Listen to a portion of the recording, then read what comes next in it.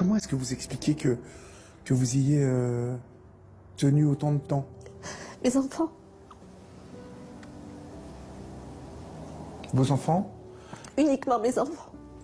Qui m'ont soutenu, qui m'ont jamais jugé. Mais la torture mentale continue petit à petit. Sophie dépérit, ne mange plus, ne dort plus. Elle ne pèse plus que 38 kilos. Cette femme intelligente et proche des autres n'est plus que l'ombre d'elle-même. Pourtant, il va bien falloir que tout cela s'arrête un jour. Comment est-ce que vous expliquez que vous ayez tenu autant de temps, que vous soyez resté autant de temps? Ben, je m'explique pas. En fait, je me l'explique pas rationnellement ou émotionnellement. J'avais plus de capacité d'analyse, plus de capacité d'instinct de survie. J'avais l'impression qu'il était rentré dans mon cerveau, dans mon psychisme, et qu'il était en train de tout détruire, quoi, par petites doses d'explosion.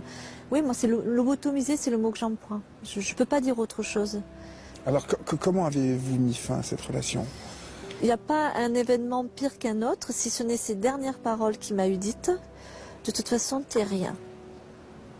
Tu n'es absolument rien. Tu n'existes même pas. Ça, ce sont ces dernières phrases, qui peut-être sont pires que tout, parce que dire à quelqu'un qu'on n'est rien, c'est vraiment nier son existence. Et en fait, le but, c'était d'arriver à nier que j'avais existé. Et un jour, je lui ai dit, bon, ben là, il faut partir, parce que tu vas mourir. Tu vas faire ou une tentative de suicide, ou tu vas... Vous êtes passé par cette étape d'avoir voulu disparaître? Oui. Ben oui. On veut disparaître, parce qu'il y a sa violence à lui, puis il y a la violence de tous les autres qui ne vous croient pas. Cette complicité silencieuse qui vous enfonce. La justice qui ne vous entend pas.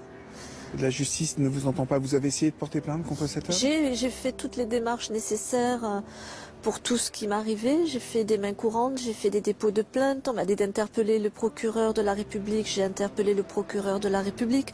On m'a dit d'écrire au président de la République. J'ai écrit au président de la République. Du coup, j'ai été pris en charge par le préfet. J'ai été pris en charge par le commandant de la gendarmerie du département. Voilà, tous sont conscients de ce que je vis. Tous reconnaissent. Tous trouvent scandaleux ce que j'ai vécu. C'est tout.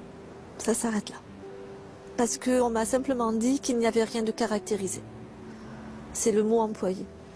Ce qui veut dire? Ce qui veut dire qu'on ne fait rien contre la personne. Il n'y a pas de preuve. Ça veut dire qu'il ne sera pas reconnu coupable. Ça veut dire que je ne serai pas reconnue dans mon statut de victime.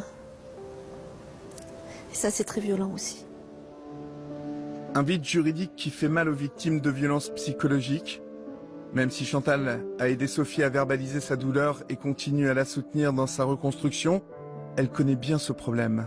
Dans l'histoire qui concerne Sophie, rien n'a abouti au niveau de la justice. C'est vrai que la loi à l'heure actuelle, malgré la loi du 9 juillet 2010 qui a mis en place un délit de violence psychologique et un délit de harcèlement, ne permet pas de poursuivre des personnages qui ont commis des violences qui sont invisibles et insidieuses. Voilà.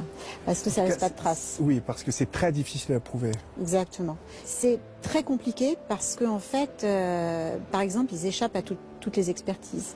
Ils savent très bien faire, ils savent très bien passer à travers les gouttes d'eau, hein, et c'est pas évident.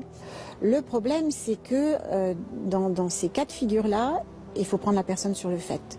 Vous vous rendez compte que c'est carrément impossible, donc automatiquement, effectivement, les plaintes ne marchent pas.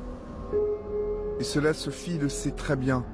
Même si elle désire passer au plus vite à autre chose, elle reste financièrement et administrativement liée à cet homme. Elle a tenu absolument à témoigner car selon elle, c'est le seul moyen d'être entendue là où la justice et les proches ne l'ont pas cru.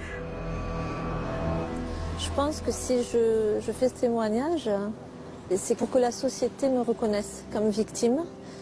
Alors d'un point de vue juridique, ça semble compromis. Je parle aussi au nom de toutes les femmes violentées, de tous les hommes victimes de femmes perverses qu'il faut qu'ils aillent témoigner. Et puis il y a quelque chose dont on a besoin pour se reconstruire, c'est les excuses. Et moi, ce qui me ferait le plus de bien aujourd'hui, c'est qu'un jour ils puissent venir et s'excuser.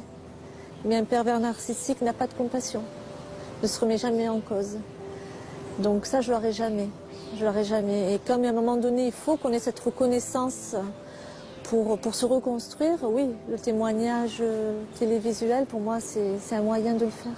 C'est égoïste, mais si en même temps, c'est pour les autres personnes aussi, pour vaincre la peur.